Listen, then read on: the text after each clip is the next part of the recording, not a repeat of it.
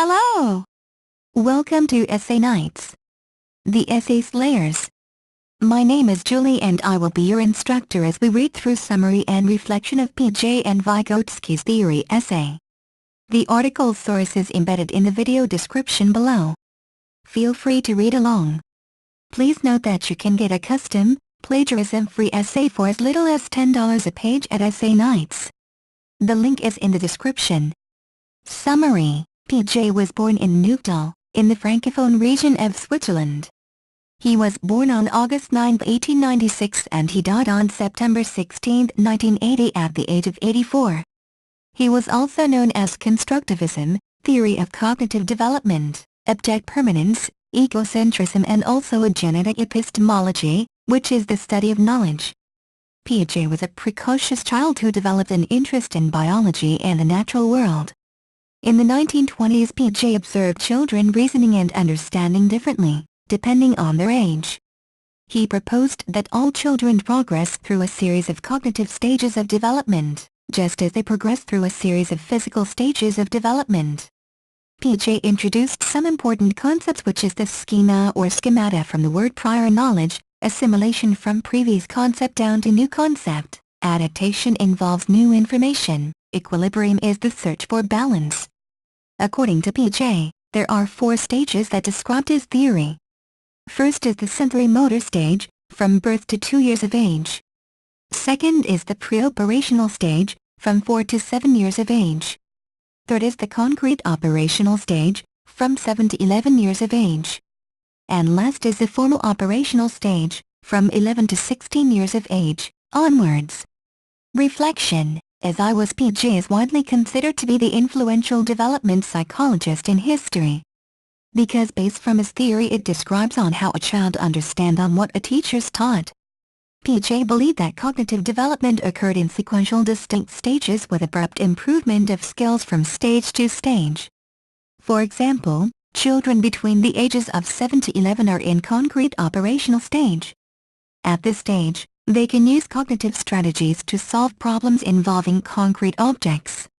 Elaboration and abstract thinking skills are to be developed as children get older, in the formal operational stage.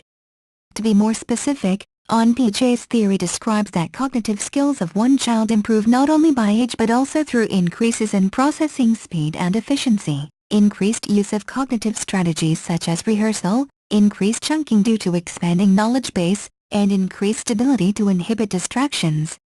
Summary: Lev Vygotsky, born on November 19, 1896 and he was born in Orsha, Russian Empire, now in Belarus.